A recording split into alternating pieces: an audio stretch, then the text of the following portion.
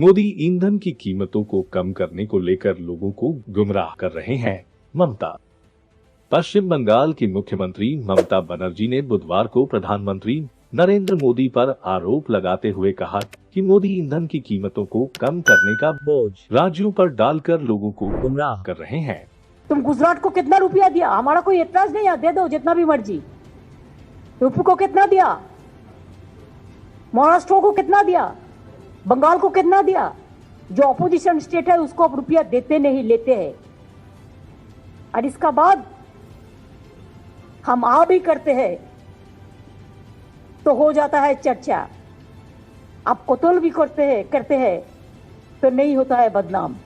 इससे पहले दिन में मुख्यमंत्रियों के साथ कोविड को लेकर एक समीक्षा बैठक के दौरान श्री मोदी ने राज्यों से पेट्रोल और डीजल की बढ़ती कीमतों से नागरिकों को राहत देने के लिए ईंधन के करों में कटौती करने का आग्रह किया।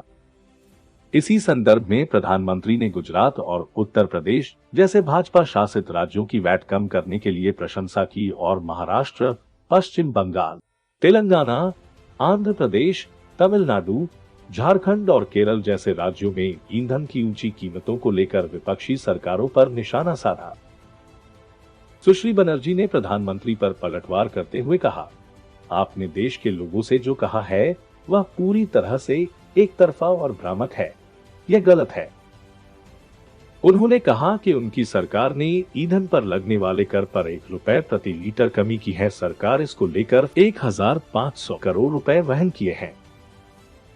उन्होंने कहा कि उनकी सरकार ने कोविड महामारी के दौरान ट्रांसपोर्टरों को कर छूट की भी घोषणा की, जिसके लिए राज्य सरकार ने 2000 करोड़ रुपए वहन किए।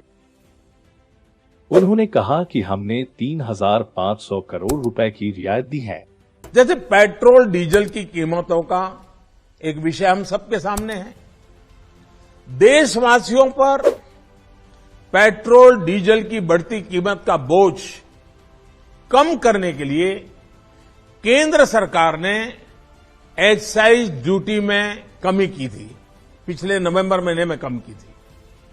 केंद्र सरकार ने राज्यों से भी आग्रह किया था कि वो अपने यहां टैक्स कम करें और ये बेनिफिट नागरिकों को ट्रांसफर करें।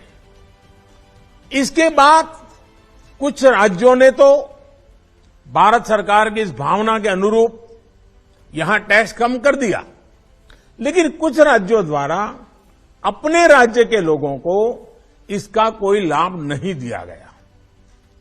इस वजह से पेट्रोल डीजल की कीमतें इन राज्यों में अब भी दूसरों के मुकाबले कहीं ज्यादा है।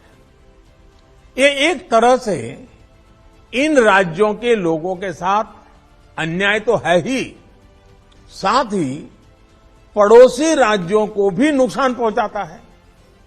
स्वाभाविक है कि जो राज्य टैक्स में कटौती करते हैं उन्हें राजस्व की हानि होती है।